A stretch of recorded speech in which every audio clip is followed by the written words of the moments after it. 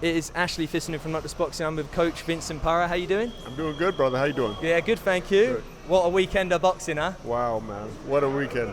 Great fights. Great fights. So, did you call it, or were you on the fence like most of us? I was like most people. I wanted to call it one way or another. I kind of went with the logical stuff, but I had been in camp with Terence a few different times, so I knew what he was capable of, so I definitely wasn't surprised after, the fifth round. What was happening is one of the things that could, and it did happen. So, man, great fight by Bud Crawford. You see a lot of fighters that do way more in the gym than under the bright lights. Do you think there's still more to Bud that we haven't seen yet, that you've seen in the gym? Well, I think you've seen it. This is the culmination. I think it was like, I want to say like 7 years ago. Oh, no, maybe longer now. It was 2015 we were in camp, and I saw, it was before he fought Jeff Horn, and we were in camp to fight Terry Flanagan. Fight. And some members of the Australian Olympic team had come into the gym one day at Triple Threat in Colorado Springs, and it was like a super middleweight or a light heavyweight wanted to spar with Bud. And Bud sparred with the guy from the Australian Olympic team. I don't remember the guy's name. I wouldn't say it anyway. But in about 5 heated rounds, Bud wore him out, and they had to stop it. The guy, he basically TKO'd him.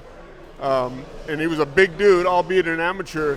But you saw Bud do stuff like that. Mm-hmm. Wow. So, and what weight was Bud back then walking around at? That was at 147, so he was probably walking around at 165, maybe 170.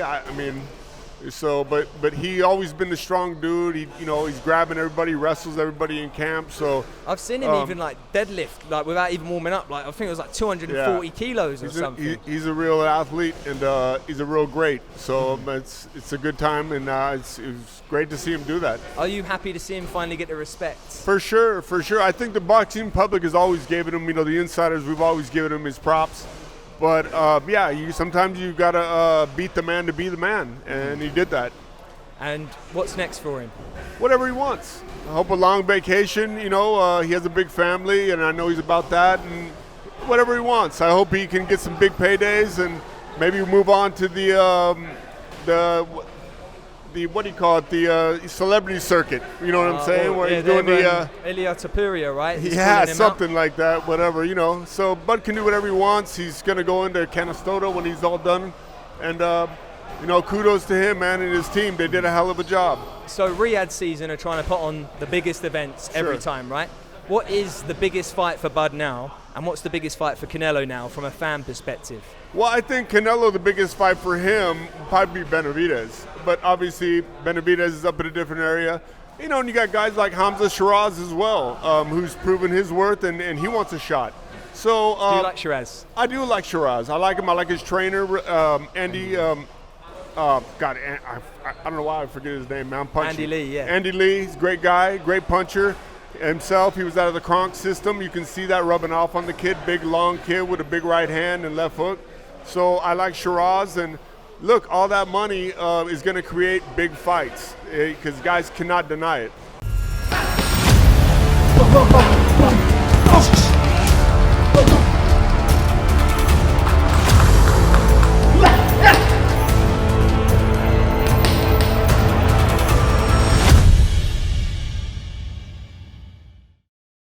If we add Canelo Shiraz next, who do you think wins? Wow.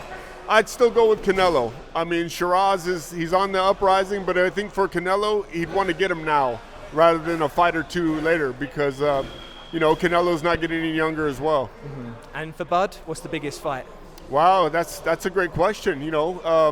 If he wants to go to 60 or 168, I don't think he'll go below 160 again. It's up to him. It could be anybody. It could be Jake Paul for $100 million. Who knows? You know what I mean? But he can do whatever he wants at this point, and right now, he's the man.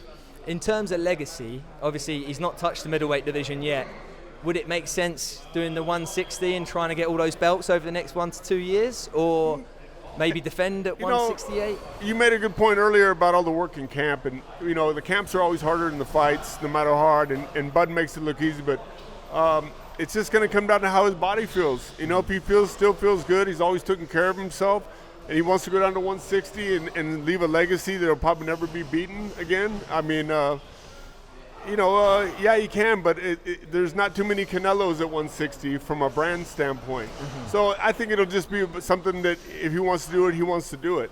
And I personally think they're trying to get it to the point where they get Hamza Shiraz a fight with Bud Crawford. So we'll see, but Bud can ride off into the sunset as one of the greats. So it's up to him. And everyone's comparing Crawford to Mayweather, the two different eras. It's a little bit silly, really, trying to compare eras all the time. But if you were to compare the two, would you say Crawford's done more being a three-time undisputed champion than Mayweather, although Mayweather's had obviously a better resume and names? Right. Well, it's different eras, and I think Bud will attest to that. They're both greats in their eras.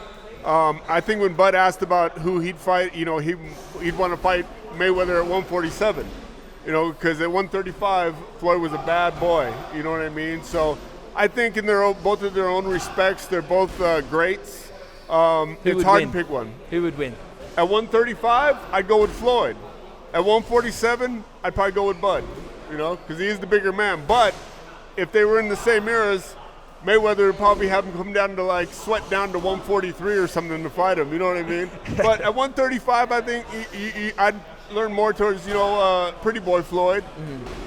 Would it be a hell of a fight, of course, because 135, Bud was a hell of a fighter as well. But at 147, Bud's just a big man. I think he's a little stronger, so I'd probably favor Bud. But who knows? Maybe we'll never know.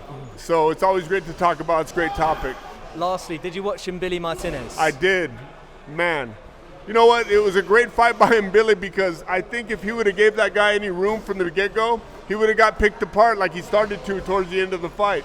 But, man, what an engine on that guy, man. And that right there, that was the fight of the night, albeit not the moment, be it for Bud. But, wow, what a hell of a fight. I'd love to see them run that back. I think they will. I think it's undeniable. You can't be mad at a draw. Did that bring back any memories of some older fights that we've seen, some classics like your Gatti Ward trilogies and things like that? I'll even go further. That was, man, I don't want to put it in the same category, but as far as action-wise, you'd have to go back to Evander Holyfield and Dwight Muhammad Cowie, where it was just a burner, and obviously Holyfield knocked him out, but they were going back and forth and back and forth, and those guys really gave the fans their money worth. So kudos to both camps and both fighters. They're a hell of a fight. Brilliant. Thank you for your time, Coach. Thank you, man. Thank you. Great to meet you.